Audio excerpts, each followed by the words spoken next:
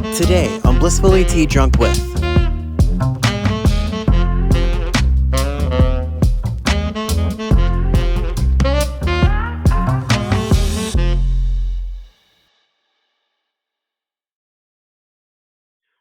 Welcome to the final season of Blissfully Tea Drunk With. My name is Cody, and welcome to our panel. So to the right of me, we have Be Still Tea. Underneath her, we have, from my orientation at the time of recording, it's Miro Tea. And then beside her is Cured Leaves Tea Company. So hi, everyone. Hello. Hi. I thought for today's show, it'd be great to bring up different type of topics in the world of tea that never get talked about. But also, while talking about different topics, you guys live in such fascinating places. I have to touch base on some of that. So I want to start with the Cured Leaves Tea Company. So you guys are in Maryland, correct? Correct. So you have to say it right. You have to say Maryland. Maryland. There you go. Maryland. So you guys are Maryland. Yes. So I have to say, after Hairspray, what was did you guys have any repercussion of high school students? I mean, think of Tracy Turnblack. She was riding the bus on the top of it. So was there a rise of teenagers riding on the rooftops of school buses to get to school? Because that movie was really pushing the wrong thing there. How would you answer that? Well, I haven't seen any teenagers on top of buses, but yeah, I'd probably record it and send it to you if I did. Because the actress that played her that movie was a lie in so many ways. Like the actress that played her, they propped her up to be a massive movie star, and then she went on to be on ABC Family, and then we never heard from her again. So how accurately did that movie portray Baltimore? So we are not from this area at all. We are implants. I don't even remember the movie. Do you? I've seen it so long ago. So did it portray Baltimore well? From my perspective, Baltimore is ridiculously diverse. Mm-hmm. It depends on which area you go to, what you'll see. There's a lot of rich culture, a lot of history. So it just depends on where you go. But in some places, I would say yes. Okay. Because that movie was such a trip. It made you believe that every shop owner who was a father or was a mother was someone in drag. And because whenever I visited Baltimore for the first time, I was so disappointed that not many people who were housewives were in drag. And I just thought that was very disappointing. That movie lied to us all. Yeah, I think the movie didn't portray the Baltimore really well. You'll see a lot of drag.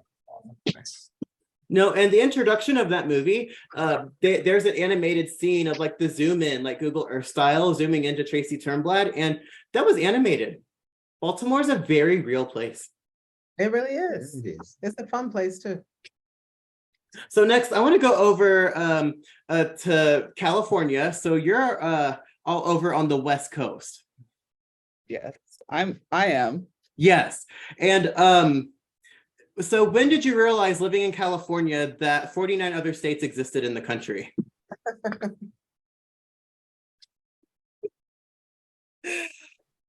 Fascinating. I lived in a lot of states, so I was feeling pretty lucky when we moved out here. I started out in the Midwest, and I was living in Maryland too for a minute, and then Portland, Oregon. So I kind of knew. So speaking of Miro T, you guys are in Seattle, and I saw that one of the biggest issues facing Seattleites right now is Elon Musk. So how is the city recouping with the fact that Elon Musk is not going to fight Mark Zuckerberg after all in the ring? Because I mean, I know he was on your team because Seattle, but I'm sure y'all wanted to see him lose to Mark Zuckerberg too, right? I am so busy with work. I have no idea what's going on with Elon Musk or Mark Zuckerberg. So sorry. I don't know what the story is with Seattle. I thought he was obsessed with San Francisco or targeting San Francisco. I didn't know Seattle was in his radar at all, but yeah. I thought Tesla was headquartered in Seattle, unless I did my notes wrong. I don't think so. No, I don't think so. Yeah. You might be thinking Jeff Bezos or somebody else. Yeah. Oh yes. Whole Foods, the CEO of Whole Foods. I love it. Yes. Well, I don't even know Whole Foods is from Seattle, but yeah, we have a lot of companies, but not those two. Yeah. So then should Jeff Bezos also be fighting Mark Zuckerberg and Elon Musk in the ring? That begs that question. Why not? I'm sure that they've done everything else. Like, we've seen everything at this point. Like, might as well see some billionaires go at it. Like that'd be a good show. Yeah. But also, speaking of we're going to go back down to California. So Taylor Swift did a 6-night residency at Lo-Fi Stadium where she announced her version of 1989. What is it? 50. Because I was going to ask you your favorite Taylor Swift album. I don't even know one, honey. I'm like, oh no, am I ruining your show? Shoot. That's okay. Got nothing. I don't even know. I don't think if I even know one song. Maybe if you sang one, I could figure it out. I've just been watching other people's, like videos, and there was a lot of people that went. There was. Yes. And I was going to go, but I figured like rent was cheaper for my apartment than going to go see her. And so I want to go back to Cured Leaves. So what's up with Natty Bobar and the UTZ lady? Are they getting married? Like, have y'all been seeing this all around? Is this a big deal there? I missed all of it. Who's Natty Bobar? So the Natty Bobar man is a beer company, and then UTZ lady, I could be pronouncing her name wrong, but she is also a chip lady, and their mascots are getting married. It's like Ken marrying Barbie all over again. Yeah, that's cute. So the chips are huge here, but I had no clue that was happening. Mm-mm. I know there've been billboards all over the place, and I don't know why I know that because I'm all the way in Colorado. No, we haven't seen that. It's funny because a lot of people in California like to act like that nowhere else exists either, but the majority of us aren't from here. So the fact that we forget it within the first week of being here, make it our entire personality. I don't know what that's about. Oh, I'm from Denver. It's like, oh, I was born and raised in Texas, but there's no pride in saying that. That's actually really shameful right now. Mm. You won't catch me saying I'm from anywhere here. I live here, but I'm not from here. I've noticed that a lot, and it's a really shame that a lot of white people have turned Black Lives Matters into a cause of their own, because now here they use it as a way to show how progressive they are, and they make it more about them than other people of color. So is there a new slogan that we could be using to actually support Black people and not other white people for how virtue they think they are? That's a fun question. It is. I'm just saying, I've noticed, like, I don't even think they know what it even means. And they say they support it because they want to outdo the next white person next to them. And it's just terrible. Yeah, I feel like, how about we just don't go with a slogan and actually do the work of inclusion and do the work of supporting movements and organizations of people that are making life better for people of color. Because I feel like if we picked another slogan, someone's going to piggyback on that. And once it becomes politicized, then it becomes the next thing that gets swept under the bus, and the actual people that need the work don't get it. Exactly. And I remember like HBO kind of ran into this issue because they got complaints of like, oh, Sex and the City, Sopranos, HBO's Girls, they're just only white people and there's no diversity. So instead of including other people, they created HBO's Insecure. But they really should have gone with more people with more diversity, because Insecure, as it stands, is one of their best TV shows of all time. And they should have been including more people from the very beginning, but it should not have taken this long. There's a lot of that going around. A lot of things that shouldn't have taken this long, and yet they're still taking long. It's like we needed Issa Rae a lot longer than what we've had her for, and we shouldn't have gone this long without her. I mean, they tried to shove Lena Dunham down our throats for quite a while, and then they're like, okay, well, the country's not biting, so let's just try something else, and it's Issa Rae, but they should have gone with her long before that. She's been there. She has. So Cody, you watched all seasons? I did. I watched Insecure live from the first season and fell in love with it. And this is so funny. I'll be randomly walking down the street, and I have a Smelly Vagina song that Issa rapped towards Molly in the first episode, and they'll randomly come into my head as I'm walking down the street. But I can't say that out loud because that's inappropriate. Oh, the broken. Mm-hmm. Yeah, it may be inappropriate. When watching that show, I was like, Molly is like one of the greatest people on earth, and I never wanted it to end.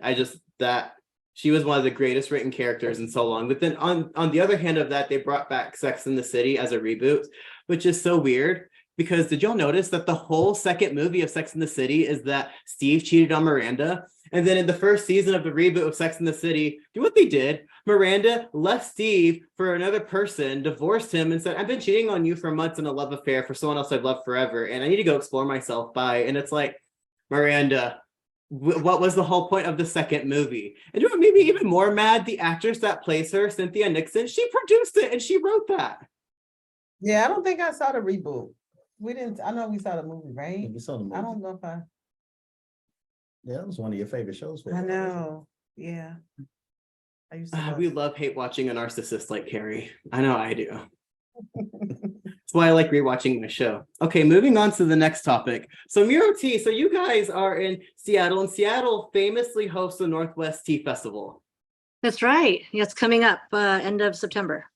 In September. So have you, like, I've never been before, but I've been invited lots of times because I think it's so much fun to say, oh, I could have gone and I didn't because I was just so busy, even though I was at home eating Doritos in my underwear. So I think that's just funner to say because why would I actually go if I could just have a much more fun excuse? Do you know about actually the last time it happened? I was on the couch rolling Oreos from my belly button to my mouth and seeing how many in a row I could get. My high score was 7. I went through 3 packs of Oreos in a week, and I think I did great. That's time worth spent. Good job, Cody. Have you ever tried rolling Oreos from your belly button to your mouth and seeing how many you can get? I in a have row? not, but I will keep that in mind next time I'm eating Oreos. So you guys also, because you're a front, like you're a storefront, and you also do boba tea and iced teas, and you expand to a wide range of people. But can you? I have a question. I've noticed a lot of iced tea and boba tea shops. They'll also have like an Oreo slushie on their menu. Why is that? I think that's just, I mean, who doesn't like Oreos, right? Like it was like, I think most people want to carry what people would want to buy. And so they do an Oreo beverage. I don't have that. We're not a bubble tea shop though. So like, we don't even have anything close to that. I just had to ask. I mean, I know you're adjacent, but I just Ding had to dong. ask. Oh, Yeah, no, I'm adjacent, but I actually my family opened like the third bubble tea shop ever, like in all of Washington State, like back like 20 something years ago. And so I started that when I was in college, and we do have an Oreo slushie over there. So like, yeah. And like when we created that beverage, that was the Oreo like smoothie, like Oreo snow is what we did. It was like, that was probably our most popular drink for a long time, back like when there was like no bubble tea shops in Seattle. Yeah, Well, I get you. so I hear that sound. Do you hear that sound? Ding dong. It is time for the In Talk Show game show called Steeped Nepotism Edition. So, Steeped in Nepotism. Oh, did you see that cue card? Wasn't that done great? I took a design class for 6 weeks and came up with that, and I am so proud. Didn't you? Wasn't that an amazing cue card? Absolutely. Oh. So the game show is based on, I'm going to give you 3 facts about someone. It's called Steeped in Nepotism. This is the pop star edition. So because nepotism is so expansive and is built for the world of tea, it's the same thing with pop stars. So I'm going to give 3 vague facts about an individual who's either a pop star or a tea industry professional, and I will set my timer for exactly 1 minute. And after I read my 3 facts about this person who could be a pop star or tea industry professional, you guys have to deliberate for 60 seconds and tell me if you've correctly guessed which industry this individual belongs to. Are y'all ready? Let's Yeah. do Yeah. it. Alrighty, so I'm going to read the 3 facts, then start my timer. So the 3 facts: this individual was born and raised in their early life in Texas, specifically Waco, Texas. They now live in California, and their sibling got them into the industry. Do y'all need me to repeat these, or do you got them? Waco, Texas, now in California. There's Got them. Their sibling got them into the industry, either tea or music, whichever one. Alrighty, so I'm gonna let you guys discuss it. We're gonna start the timer for 60 seconds now. Right. Can I ask a clarifying question? Yes, I'll put a pause on the timer. What industry are we referring to? Pop music industry or tea industry? Either one. Okay, I'm gonna hit resume. Okay. Okay. Could it be Brittany? No, wait. No, she got her younger sister into the industry. Could be a tea professional we're talking about. I mean, Mhm. Anybody. But a tea professional who got their sibling into the tea industry. Tea industry. You know anybody who did that? we got 20 seconds on the clock. Dude, American pop culture is lost on me. I didn't grow up. Alrighty, With so you, we got Francina. Yeah, 10 too old for seconds. this now. That and I'm old. Yeah. So we got Oh. 10, 9, 8, 7, 6, 5, 4. Could their emergency not wait? We're in the middle of recording. Okay, the timer's been up. So do y'all have a final guess as a panel? Am I talking about a tea industry professional or a pop star? Bonus points if you can guess who. I'm gonna guess pop because I don't know any sibling tea situations, but I wouldn't trust me. I'm voting T. So we're gonna go with T. I wouldn't know who though. Alrighty, so the answer for this is it's actually a pop star. And Francina. Francina, you actually came the closest as to guessing who it was. It was not Jamie Lee Spears. The actual pop star I was referencing who got pulled into that industry from nepotism is Ashley Simpson. Oh, But the clues were Very so close. close. It could have been anyone in either industry. Who knows? That's the fun of the game. You never know what you're going to get. yes. So I want to talk back to another issue that's been happening this year due to hyperinflation and the fact that everything is just so expensive nowadays. Have you noticed you can't even die if you want to because dying is too expensive? Like, it's a weird system we're in. But there's a massive slogan and saying that is coming up, and it's called "Eat the Rich." But what if the rich was a tea person? Because we also have GT Dave. He brewed the GT kombucha, and he's a multi-billionaire. But he's also in the tea industry. And he's pushed the tea in the world of tea kombucha, which is just like alcoholic, less no alcohol beer to people who, you know, just want to try something that's different. But like, is that a billionaire we can eat too? Like, how do y'all fall on that? Do we eat the billionaires? What do we do? Do they get a pass if they're in tea? Absolutely. They have to get a pass if they're in the tea business. Those are our people. Can't eat them.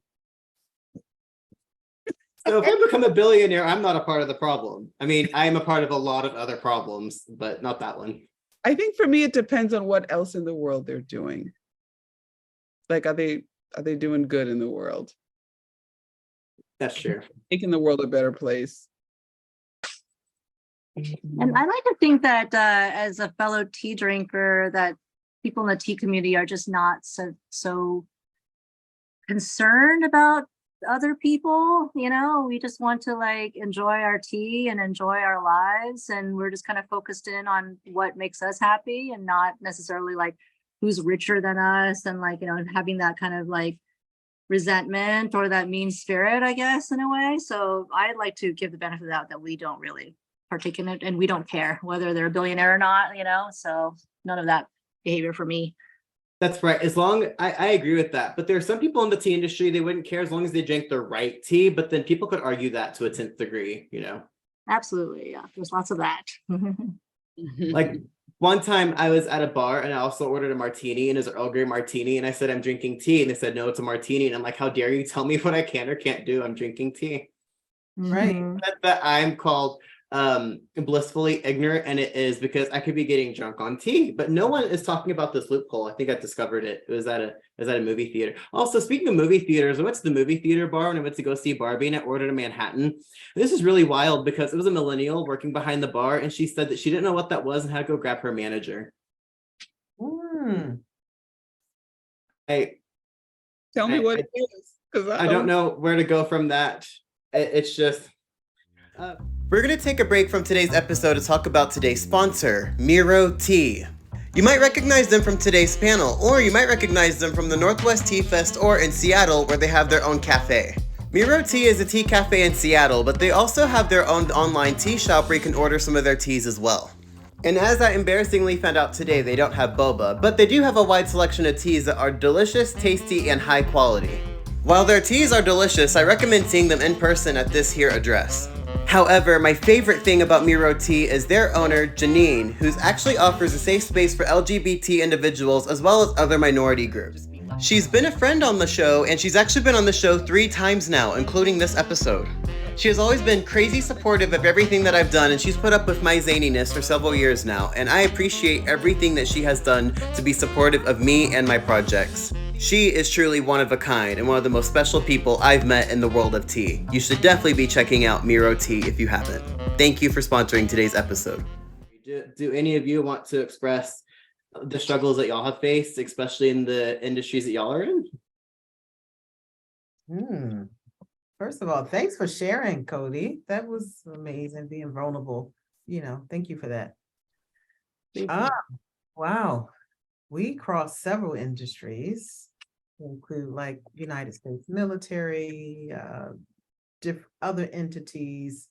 So where I would say, just being a woman or a Black woman, where maybe pay came into the conversation, not being paid fairly in some contracting positions when I know I was probably overqualified for different positions. Other men being hired, or not even men sometimes, other cultures being hired before me, and I had to go, fight for myself. Sometimes as a Black woman out in the world, I don't think we're protected as much. Inside my home, I am, but I feel like going out, sometimes it could be difficult as a Black woman in America. So I'm kind of like Jeannie though. I'm like, look, I got my tea. I really don't pay attention to a whole bunch of stuff that goes on.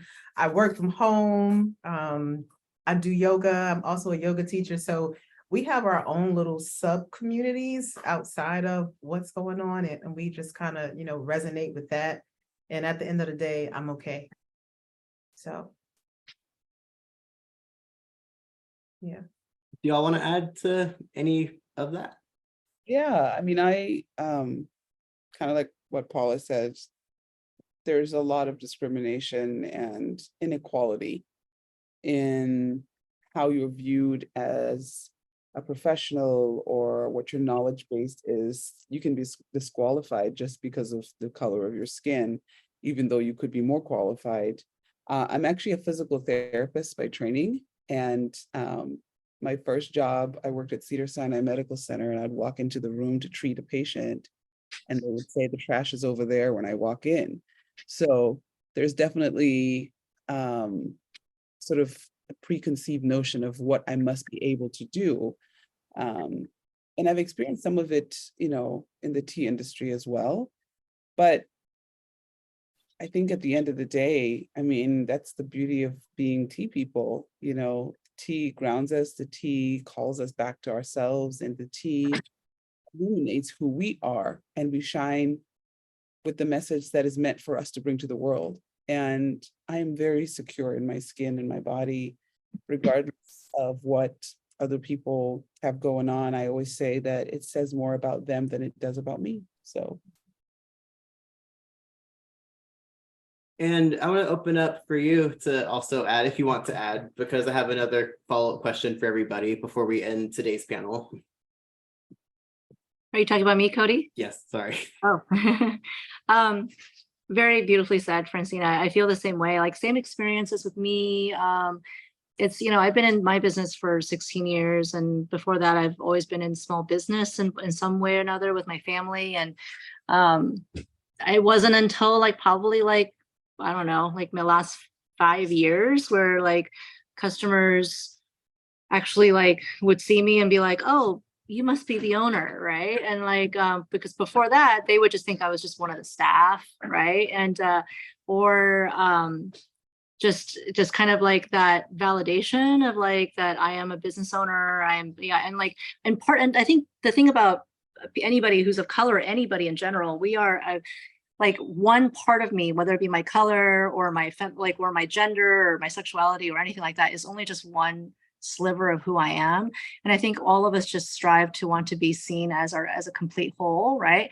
And so, but it's always painful when you have people who come and just assume that, well, because you're young or you're female or whatever, that you must not be the owner or you must not know what you're doing and whatnot. And so it took a lot of time to kind of build up that that validation and reputation and such, and for people to take me seriously as somebody, even in the tea industry, because I'm female somehow, for some reason, like men have kind of taken over the voice of tea and what is considered to be true tea and what is real tea and all this stuff. And there's like this kind of snobbery that's been added into it that's primarily dominated by a very subset group of people. And because my business doesn't really kind of doesn't quite like, or is not quite in line with that appearance wise, therefore they don't take it seriously, but over time I think that's been worn down for sure, just because I've been here for so long and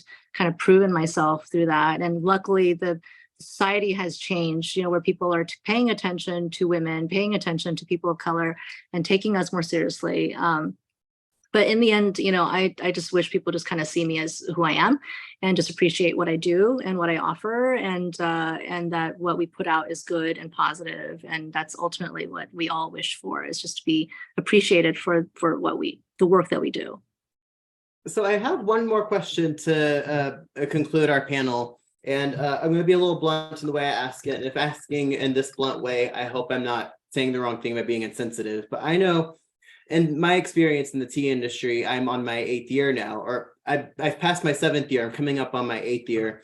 And I've seen it be a very consistent theme that if I'm working with tea industry professionals, or if I'm in a tea industry setting, I have to act more like a straight man, because a lot of companies and a lot of people, especially from other countries, will feel offended or feel like that something's at risk or jeopardized if I act any way of being effeminate, or any way of doing anything that, promotes my own culture, like wearing a rainbow pin flag. I was told at an event once, if you want to be taken seriously here, you need to take that off. There's a lot of homophobic people in the tea industry.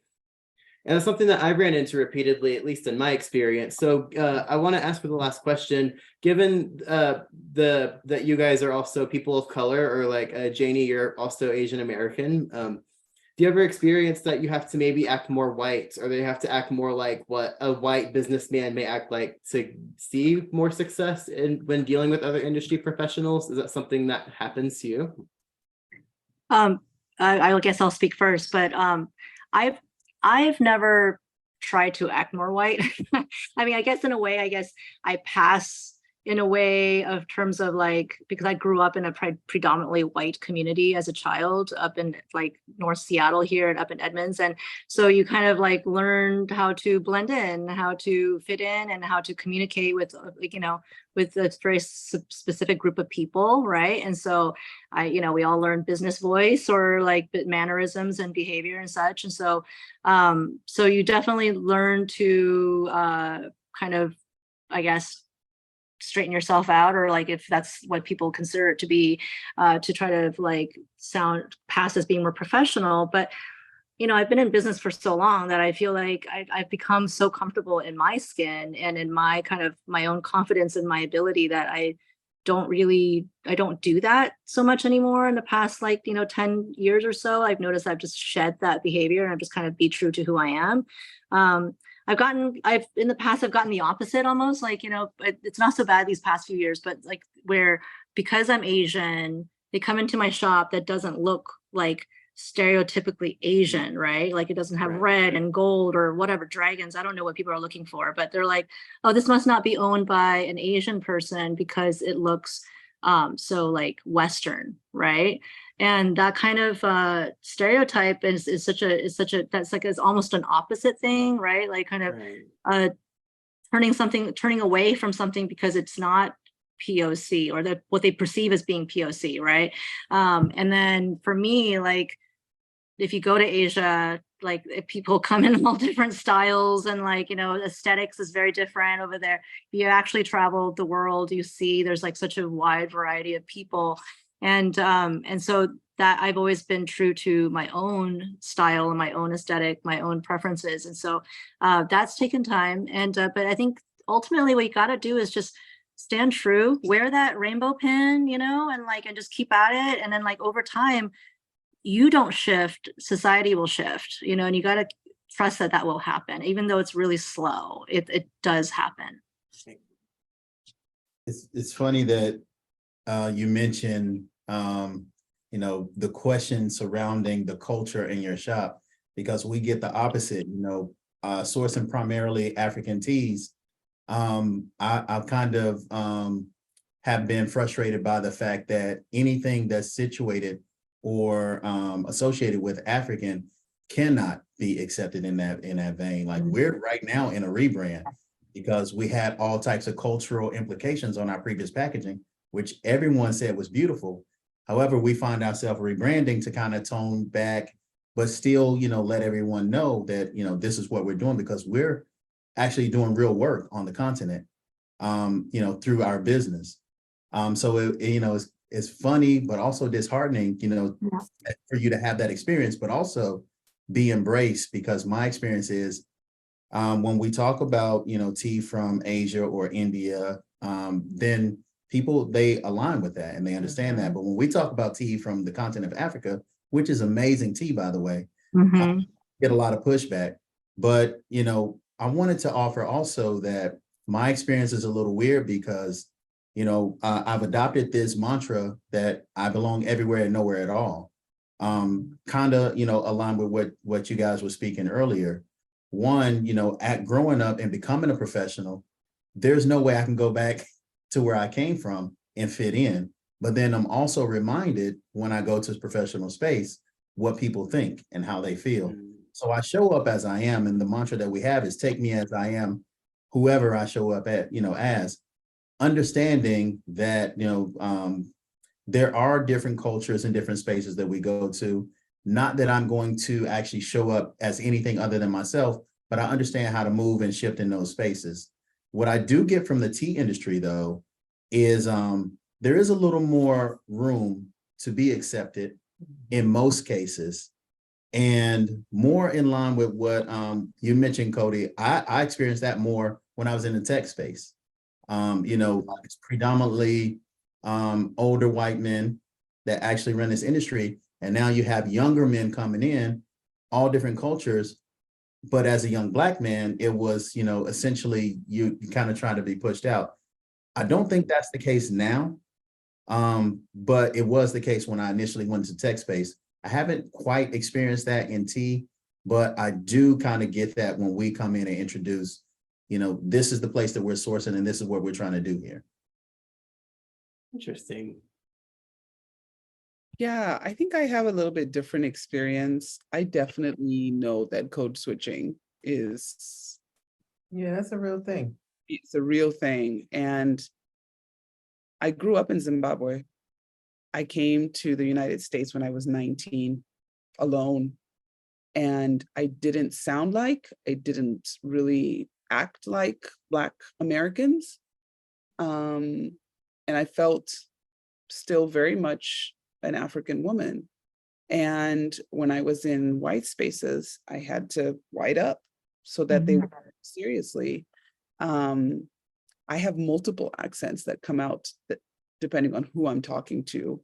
And that's not because I'm not being true to myself. I am still who I am, but there's definitely, I mean, I came from a country that was colonized by the English, and that was sort of drilled into us that, you know, white was supreme. And in fact, it's interesting, when I was in school, we would be told that we couldn't speak in our native language at school. And if we were caught speaking anything but English, we would be punished. And I just came back from Kenya and Tanzania, and a big part of my trip was also giving back. And so we took my kids and we went to a high school in Tanzania. And my daughter had some things that she was giving to some of the students, and my sons had some things that they were teaching some of the students. And as we walk into the school, there is a big sign, I actually took a picture of it, that says English speaking zone only.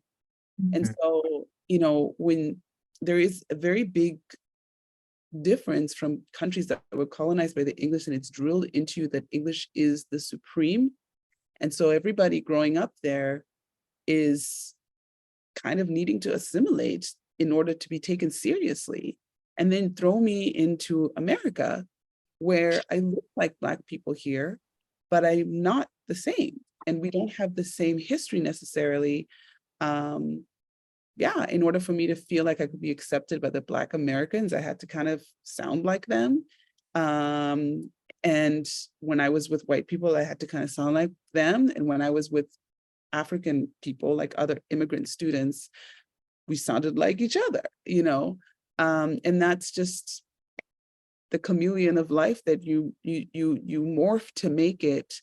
I'm hopeful that my children will not have to do that, because I am doing a lot of racial equity work, and that was part of why I went back to Africa, to meet people in the tea industry there, because just like you, Paula and Lawrence, African tea is underestimated. It is incredible. And I feel like people should be singing praises of that tea as well as other teas, not necessarily comparing it one to the other, but it stands on its own. And so, I'm hopeful that my children won't have to switch codes to feel like they can fit in here and fit in there. And it's not, don't hear what I'm saying and assume that maybe I am sort of unsure of myself. No, I'm very sure of who I am. I've learned how to survive in different circumstances, in different environments. And that is not a weakness. This is what the world dished out, and I made it. So I don't even know what I think this is my more natural accent, but when I'm with my family, it's different, so. It's funny, like when you say code switching, because for a lot of people who live in this country who don't have to code switch, I think they would crumble under the pressures of what you guys had faced, and even some degree, even what like I faced with the gay community. They would crumble in 5 minutes. They wouldn't survive it. Or else I don't think that people who want to survive will make it. Like, I think the human spirit is incredibly resilient, and we do what we need to do to make it, and that doesn't mean that people won't struggle. Yes, the struggle is a real. Like, I have an example of that, though, how they do crumble, because I had a roommate in Missouri, and when I told him that, like, I brought home a date and he expected to see a female, and I brought home a guy, and his reaction was, "Oh, you're gay? Well, you better not hit on me." And I'm like, look, one, you're not my type. Like, it's not that you're 5'4", it's that you blame other people for being short that made you unattractive. You can't take accountability for what you do.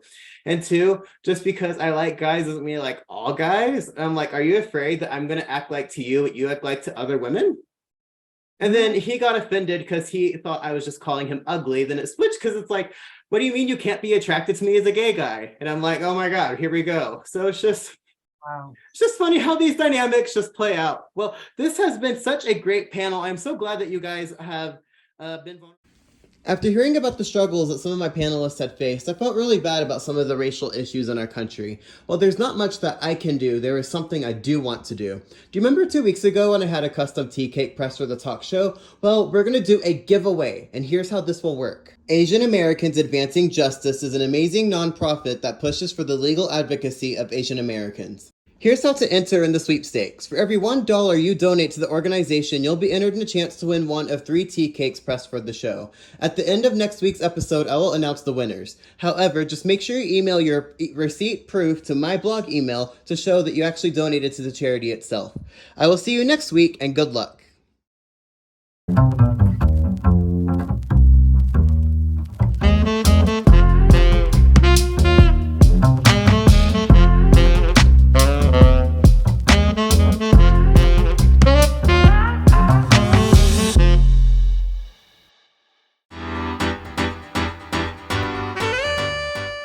because I think there's so many great things that come out of Canada. I must say, Canada's greatest exports would be like hockey, maple syrup, wildfire smoke this year, and also Carly Rae Jepsen.